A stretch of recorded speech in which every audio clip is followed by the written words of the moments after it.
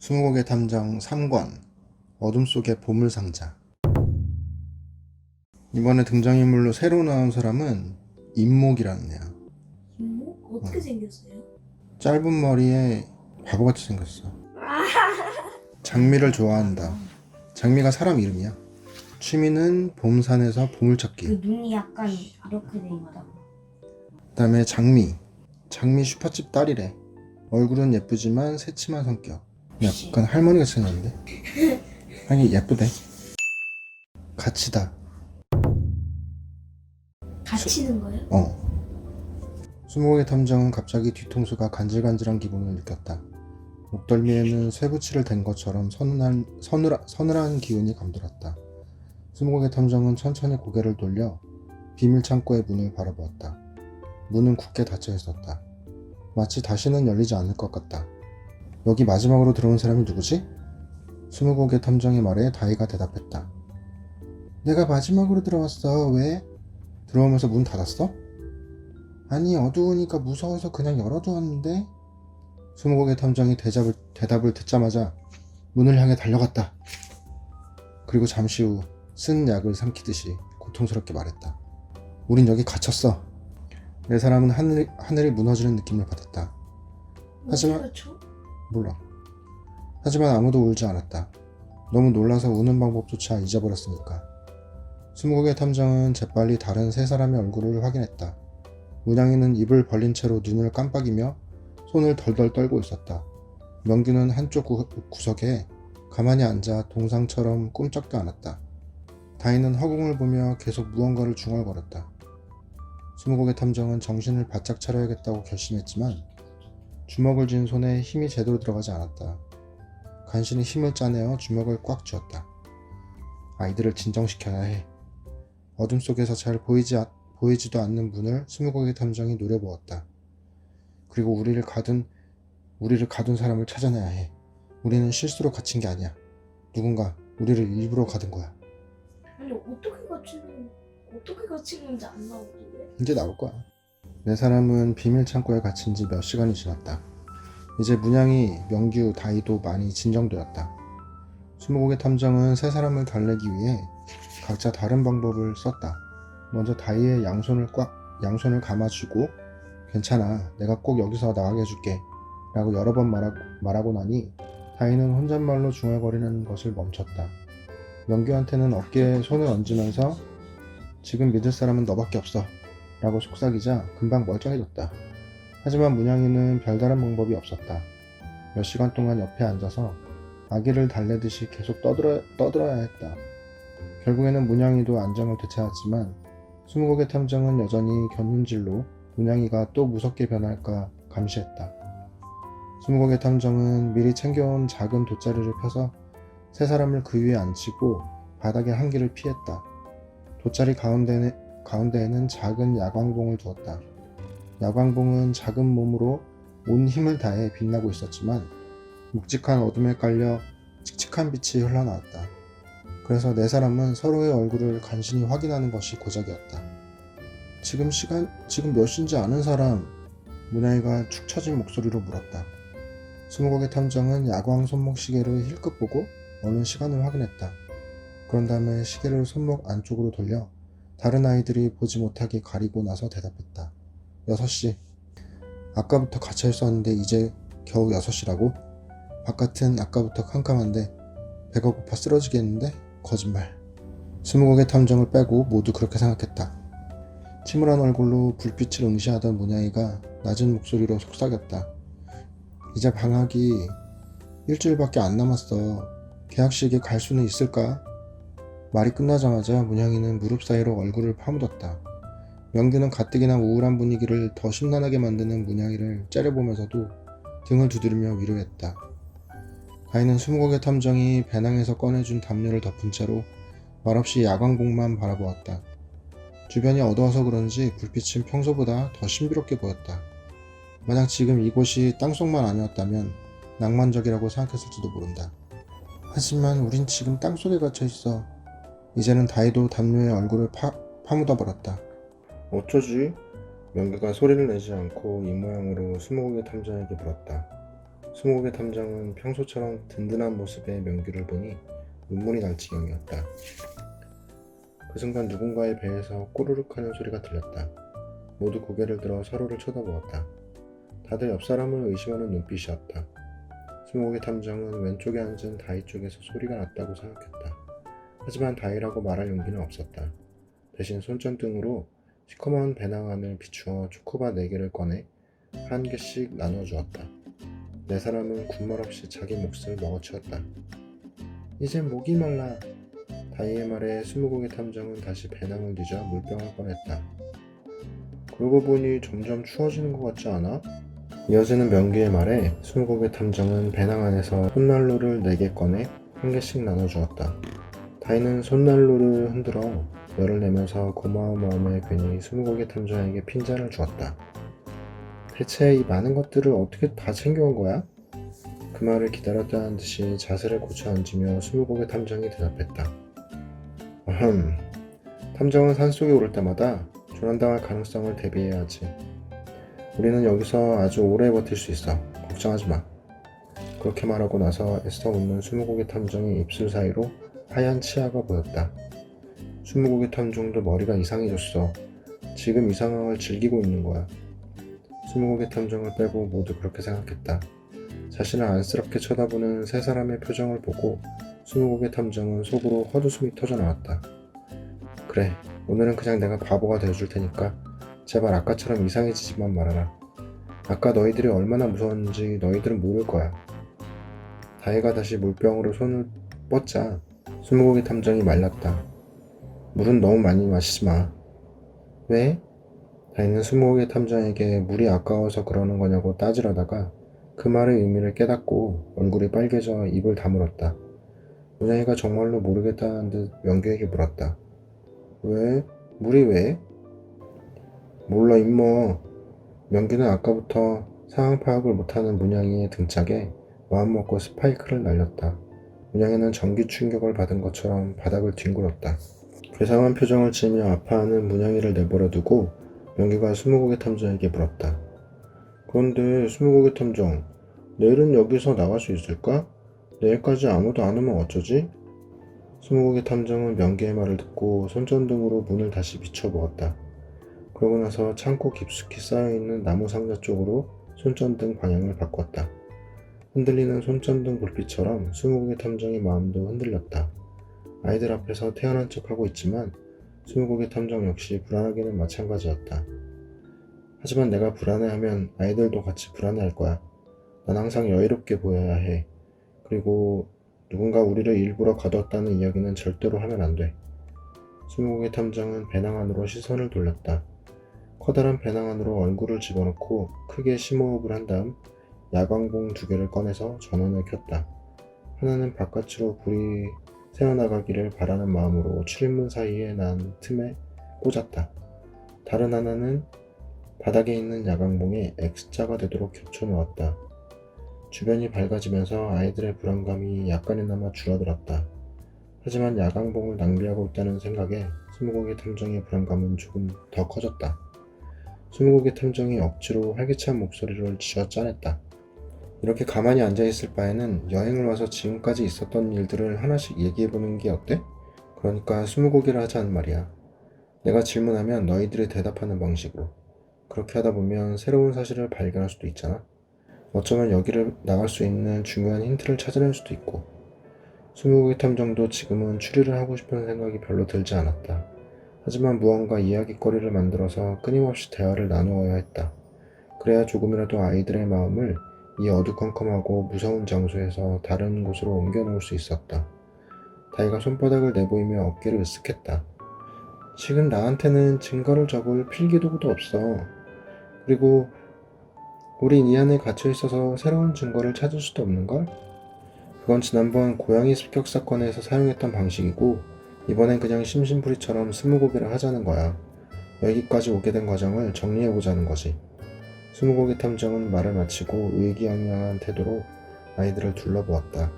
하지만 문양이, 명규, 다이는 얼굴을 찌푸리고 있었다. 지금 이 상황에 그런 게 다 무슨 소용이라는 거야. 그런 걸 한다고 나갈 수 있는 것도 아닌데. 억지 미소를 짓고 있는 스무고개 탐정을 빼고 모두 그렇게 생각했다. 첫 번째 고개. 말라깽이 형 허락을 받다.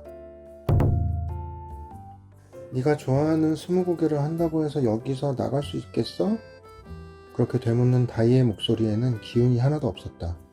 갇혀있다는 생각을 하면 할수록 아이들은 점점 더 우울해졌다. 스무고개 탐정은 아이들이 아까처럼 이상한 행동을 할까봐 초조해졌다. 하지만 스무고개 탐정 옆에는 명규가 있었다. 스무고개 탐정 말이 맞아. 가만히 있는 것 말고는 별로 할 일도 없잖아. 스무고개 탐정 말대로 하자.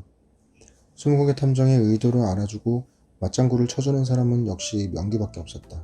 스무고개 탐정이 눈짓으로 고맙다고 인사하자 명규가 고개를 살짝 숙여 스무고개 탐정의 인사를 받았다. 문양이는 두 사람 사이에 오가는 신호를 알아채지 못한 채 볼이 부은 목소리로 불평했다. 이게 전부 다 말라깽이 형 때문이야. 그 형이 여기 오자고 하지만 않았어도 이런 일은 없었을 거야. 놀러 왔나 보다 말라깽이 형하고. 그거 좋은데? 첫 번째 질문. 우리는 왜 여행을 떠났을까? 스무고개 탐정의 질문에 다이가 귀찮다는 듯이 대답했다. 그거야 말라깽이 오빠가 우리 보고 자기 고향에 놀러 가자고 했으니까. 그리고 어떤 바보가 제대로 듣지도 않고 고개를 끄덕이는 바람에 거절을 하지도 못하고 온 거잖아. 다이는 그렇게 말하면서 스무고개 탐정을 쏘아보았다. 스무고개 탐정은 얼굴이 따가워지는 느낌이 들어서 볼을 긁적였다. 그랬다. 지난번 고양이 습격 사건 때 스무고개 탐정은 과거에 친구가 보낸 사진을 보고 얼이 빠져 있었다. 그때 눈치 없는 말라깽이 형이 여름방학에 여행을 가자고 스무고개 탐정에게 제안했다. 스무고개 탐정은 말라깽이 형의 말을 제대로 듣지도 않고 무작정 고개를 끄덕였다. 나중에 가서야 자초지종을 한 스무고개 탐정이 모두를 대표해서 거절하라고 했지만 벌써 여행을 갈 생각에 들떠있는 말라깽이 형을 보고 나서는 차마 싫다는 말을 하지 못했다. 더구나 말라깽이 형은 아이들의 집을 일일이 찾아다니며 여행 허락을 받을 정도로 열심이었다. 그때 이야기가 나오자 명규가 한숨을 쉬고 나서 천장을 올려다보며 말했다. 꼭 선생님 같았다니까. 우리 집까지 찾아와서 허락을 받을 줄은 몰랐어. 그러지 않아도 우리 엄마는 허락해줬겠지만 나는 집에 오지 않아도 된다고 말라깽이 형을 설득하는 게 더 힘들었어. 내가 간다고 했으면 그걸로 됐지. 뭐하러 집까지 와서 허락을 받겠다는 건지 참. 스무고개 탐정이 고개를 절레절레 젓는 모습을 보며 다이가 말했다. 난 그 덕분에 여기에 오게 된 거야. 처음에 우리 엄마는 절대로 안 된다고 했단 말이야. 사실 말라깽이 오빠가 집에 왔을 때도 엄마는 미안하지만 우리 딸은 보낼 수 없어요 라고 말했어. 그런데 내가 방에 들어가 있는 사이에 둘이 무슨 얘기를 했는지 몰라도 엄마가 잘 부탁한다면서 허락해 주더라고. 엄마한테 왜 갑자기 허락했냐고 물어봤는데 대답을 안 해주더라. 그러면 문양이 너는? 너희 엄마가 쉽게 허락해 줬어? 문양이의 이야기. 그날? 맞아. 그날 엄마는 별로 기분이 좋지 않아 보였어. 하긴 엄마는 기분이 안 좋은 날이 많으니까. 그다지 특별한 일도 아니었지. 엄마가 기분이 안 좋을 때는 눈에 띄지 않도록 방에 피신해 있는 편이 좋아. 하지만 그날은 말라깽이 형이 오기로 했으니 엄마한테 미리 말해둬야 했어. 말라깽이 형이 말도 없이 갑자기 찾아오면 말라깽이 형이 가고 나서 나한테 불똥이 튈 테니까. 그래서 엄마 눈치를 살살 보면서 말했지. 오늘 말라깽이 형이 집에 온다고 했어요. 여행 가는 거 허락받겠다고요. 그렇게 말하니까 엄마는 내가 생각했던 대로 화부터 냈어. 엄마가 안 된다고 분명히 말했는데 그 사람은 왜 오는 거냐고. 엄마는 말라깽이 형을 처음 봤을 때부터 말라깽이 형의 인상이 마음에 안 들었다고 했어. 다 큰 어른이 초등학생을 데리고 여행을 가려는 것도 이상하다면서. 말라깽이 형은 내 생명의 은인인데 엄마가 그렇게 말하니까 나도 좀 화가 났어. 전에도 엄마는 말라깽이 형 이야기가 나오면 항상 험담부터 했거든. 마침 엄마가 이렇게 얘기하고 있었어. 그 말라깽이 형인가 하는 사람을 보면 어딘가 좀 우울해 보이지 않니? 그 사람이 밝게 생기지 못하고 말이야. 나는 더 참지 못하고 외쳤지. 엄마는 그냥 말라깽이 형이 못생겨서 싫은 거 아니에요? 엄마는 갑자기 머리를 세게 한 대 맞은 것처럼 헉 하는 소리를 냈어. 그렇게 당황한 엄마는 처음 봤지. 만약 시간이 그대로 더 지났으면 무슨 일이 생겼을지도 몰라. 엄마는 눈썹이 점점 올라가고 있었으니까. 다행히 그때 초인종이 울렸어. 말라깽이 형이 나를 또 한 번 구해준 거지. 말라깽이 형이 인사하니까 엄마는 웃으면서 엄청 친절하게 맞아줬어. 아마 내가 한 말 때문에 더 친절하게 했던 것 같아. 안 볼 때는 욕하다가도 직접 보면 친절하게 구는 게 어른들이니까. 잘 왔어요, 말라깽. 엄마는 나하고 얘기할 때처럼 형을 말라깽이 형이라고 부를 뻔했어. 말라깽이 형은 엄마가 한 말에 얼굴이 빨개졌고 엄마는 미안해서인지 더 친절한 척 하더라. 엄마는 말라깽이 형과 얘기하는 동안 나더러 방에 들어가 있으라고 했어. 엄마가 엄한 얼굴로 말했기 때문에 난 순순히 방으로 들어갔지. 대신 무슨 얘기를 하는지 들으려고 방문에 귀를 대고 있었어. 보시면 잘 아시겠지만 우리 문양이는 다른 아이들보다 몸이 약한 애예요. 잠자리가 바뀌면 잠도 잘 못 자고요. 물이 바뀌면 배탈도 나고요. 그래서 다른 아이들하고 같이 여행을 보내기 좀 어려운 부분이 있어요. 데려가면 고생도 많이 하실 거예요. 예상했던 대로 엄마는 이상한 핑계를 대면서 여행을 가지 못하게 했어. 난 물을 먹고 배탈 난 적이 한 번도 없었는데. 그런데 말라깽이 형이 그때부터 괜히 목소리를 깔면서 말하더라. 아무리 집중해도 그다음부터는 잘 들리지가 않았어.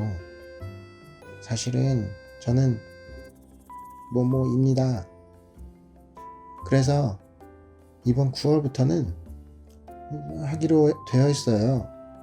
이번 여행을 가는 것도 제가 평소부터 늘 생각하고 있었거든요. 하루 종일. 대체 뭐라는 거야? 아, 그러셨구나. 엄마는 말라깽이 형의 이야기가 마음에 들었던 것 같아. 목소리도 조금 부드러워진 느낌이었어. 그 뒤로 엄마 목소리도 소곤거리는 것처럼 작아져서 나는 더 듣기를 포기하고 그냥 침대에 누워버렸지. 말라깽이 형이 돌아오고 나서 엄마는 나보고 여행을 가도 좋다고 했어. 말라깽이 형이 오기 전에 반항했던 것도 혼나지 않고 그냥 넘어갔지. 저녁을 먹는데 엄마 기분이 아까보다는 풀린 것 같았어. 그래서 이 여행을 올 수 있게 된 거야. 생각해보니까 여기에 갇힌 게 다 말라깽이 형 때문이라는 말은 취소해야겠어. 말라깽이 형은 역시 내 은인이야. 말라깽이 오빠가 무슨 말을 했길래 우리 엄마랑 문양이 엄마의 마음이 바뀐 거지? 다이가 주위를 둘러보며 말했다. 명규와 문양이는 통 모르겠다는 표정이었다. 하지만 스무고개 탐정은 짐작이 가는 부분이 있다고 했다. 뭔데? 문양이가 궁금한 걸 참지 못하는 문양이가 스무고개 탐정에게 물었다. 엄마들의 마음을 바꿀 수 있는 사람은 흔치 않아. 예를 들면 선생님 정도랄까? 하지만 선생님? 말라깽이 형은 선생님이 아니잖아.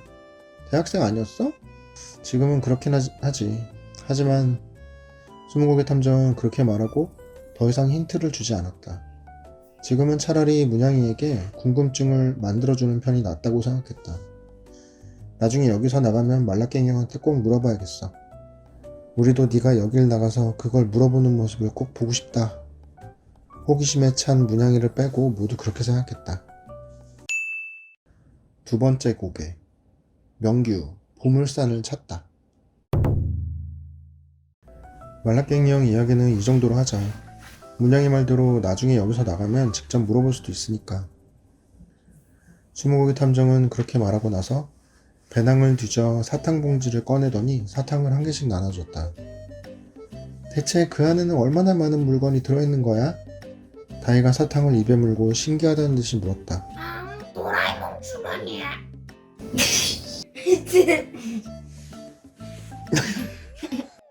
그러니까 걱정하지 말라고 했잖아. 식량도 꽤 많으니까 당분간은 버틸 수 있어. 문양이가 배낭 쪽으로 얼굴을 내밀며 물었다. 그럼 혹시 고기도 있어? 난 고기 먹고 싶은데. 스무고개 탐정은 배낭에서 육포를 꺼내려다 말고 배낭을 닫았다. 육포가 있긴 있네. 일단 그 사탕이나 먹어. 난 출장 뷔페가 아니니까. 스무고개 탐정이 문양이를 째려보는 사이 다이가 사탕을 오두둑 씹으며 말했다. 그럼 다음에는 보물산에 오게 된 이야기를 하자. 명규가 다이의 말을 듣고 반대했다. 그건 안 돼. 그러면 중간에 빠지는 이야기가 너무 많잖아. 혹시 중간에 하기 싫은 이야기라도 있는 거야? 이게 여기 보물산인가 보다. 그런 거 아니거든. 어차피 질문을 하나씩 하는데 꼭 시간 순서대로 해야 돼? 스무고개 탐정, 넌 어떻게 생각해? 다이도 지지 않았다. 스무고개 탐정은 어깨를 으쓱하며 대답했다. 두 번째 질문. 처음 보물산에 어떻게 왔을까? 명규는 고개를 설레설레 저었다. 명규의 이야기. 여행 둘째 날 아침이었어. 우리는 전날 밤에 모의했던 대로 말라깽이 형에게 반란을 일으키기로 했어.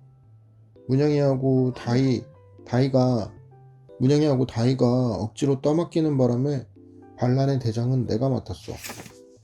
여행 첫날 발목을 다친 스무고개 탐정이 아직 산에 갈 정도는 아니라고 했거든. 그래서 그날까지는 말라깽이 형네 아빠하고 바둑을 두면서 집에서 쉬겠다고 했어. 결국 인터넷으로 보물산의 전설을 찾아낸 내가 억지로 대장을 맡게 된 거야. 우리 넷이 함께 다니면서 대장을 하는 것은 처음이라 좀 긴장되기도 했지. 우리 계획의 난이도도 만만치 않았으니까. 말라깽이 형은 아무것도 모르고 신이 나서 그날 계획을 설명하기 시작했어. 일단 오전에 갈 곳은 조선시대의 유명한 선비가 지은 별당이라고 하는 곳이야. 별당이 뭐냐 하면 선비들이 손님을 맞이하기도 하고 책을 읽기 위해서 집하고는 따로 지은 건물이지. 거길 가본 다음 오후에는 수목원에 가자. 수목원에 가면 산림욕을 할 수 있어. 자연 속에서 도시 생활에 찌든 몸을 회복하는 거야. 어쨌든 너희들도 도시에 살고 있으니까. 나는 말라깽이 형이 더 설명하는 수고를 하기 전에 말을 막았어. 형, 응? 왜? 사실은 우리가 가고 싶은 곳이 따로 있어요. 거기가 어딘데? 말라깽이 형이 떨떠름한 얼굴로 물었다. 봄산이요. 봄산? 봄산이 어디더라? 잘 모르겠는데. 큰 산은 아닌 것 같은데 아무튼 거기는 왜? 말라깽이 형한테 봄산에 가려는 이유는 설명하지 않기로 이미 약속이 되어 있었어. 말라깽이 형은 고지식해서 보물찾기 같은 일은 위험하다고 못하게 할 것 같았으니까. 우린 산에 가고 싶어요. 산에 가면 안 돼요? 내 말에 문양이하고 다이도 나서서 말라깽이 형을 조르기 시작했어요. 산에 가요, 산에. 네, 산에 갔으면 좋겠어요. 봄산으로요. 다른 산 말고 꼭 봄산에 가고 싶어요. 말라깽이 형이 고민해서 만든 여행 계획을 망가뜨리는 건 미안했지만 우리도 방학에는 놀고 싶었어. 말라깽이 형은 선생님들이 역사 탐방할 때 데리고 갈 법한 장소만 골랐으니까. 결국 우리가 예상했던 대로 말라깽이 형이 항복했어. 조금 실망한 모습이었지만 우리가 가고 싶다고 하니까 알겠다고 했죠. 신이 난 문양이와 다이가 먼저 현관을 나서고 그 뒤를 말라깽이 형이, 마지막에 내가 나갔지. 그때 스무고개 탐정이 내 뒤통수에다 대고 이렇게 말하더라. 너희들은 이해할 수가 없다. 산 이름이 보물산이라고 진짜 보물이 나오겠어? 있었으면 벌써 옛날에 사람들이 다 가져갔겠지. 나는 뒤돌아서 씩 웃으면서 이렇게 대답했어. 그런 걸 꿈이 없다고 하는 거야. 스무고개 탐정. 아무도 못 찾은 걸 우리가 찾을 수도 있는 거라고.